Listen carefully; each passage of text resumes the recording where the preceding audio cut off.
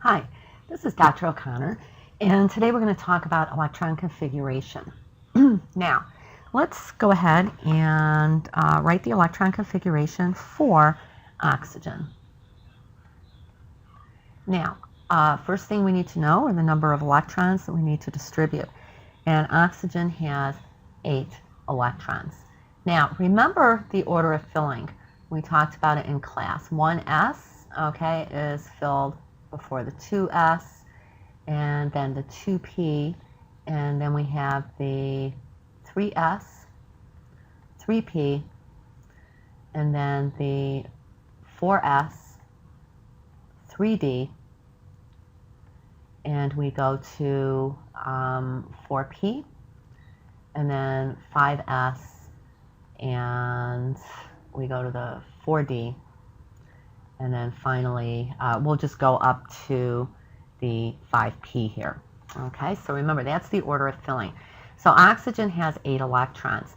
So first let me do an orbital diagram. So this would be the 1s, this would be the 2s, and here are my 2p orbitals. So 2 electrons go right into the 1s, they're both of opposite spin.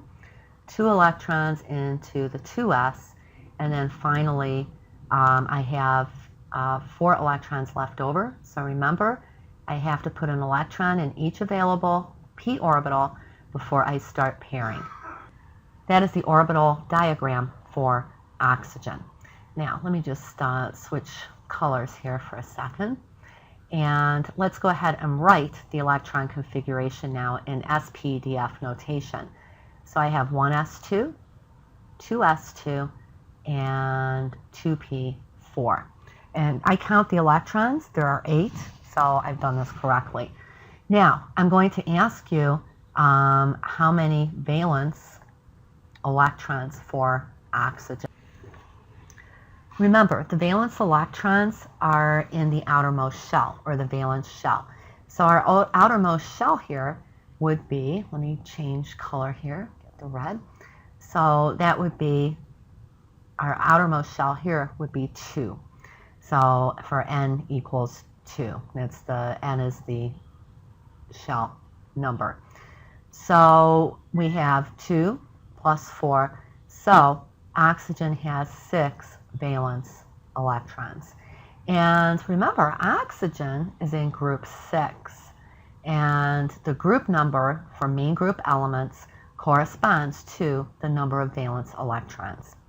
Let's go on and we'll do another example here.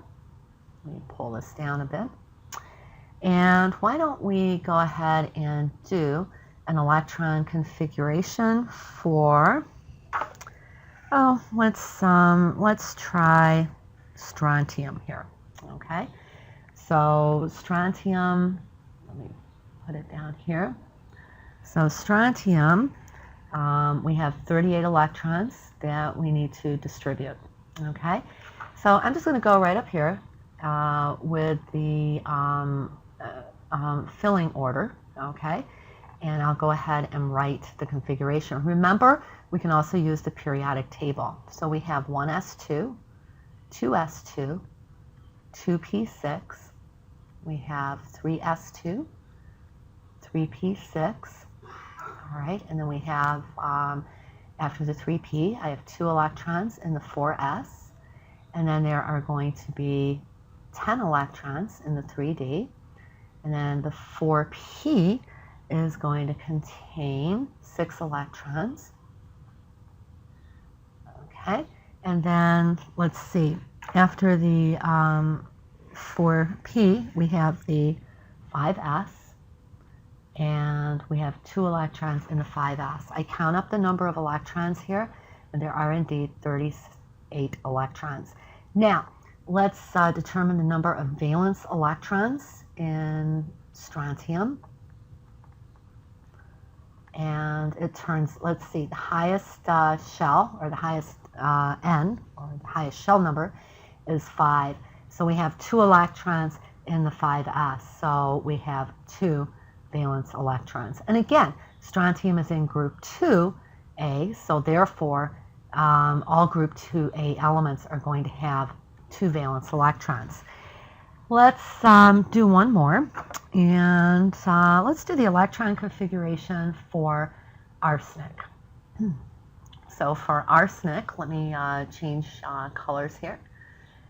And so arsenic has 33 electrons.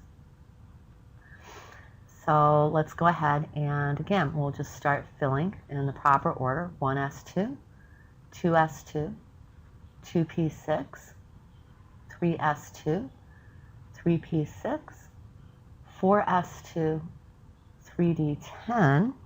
All right, so my 3d10, and I have 4p3. And that corresponds to the electron configuration for arsenic. Now again, how many valence electrons? Well, I'm looking for the outermost shell, and the outermost shell is number 4. So I have 2 in the 4s and plus 3 in the 4p. So arsenic has 5 valence electrons. And again, arsenic is in group 5a, and all group 5a elements have 5 valence electrons.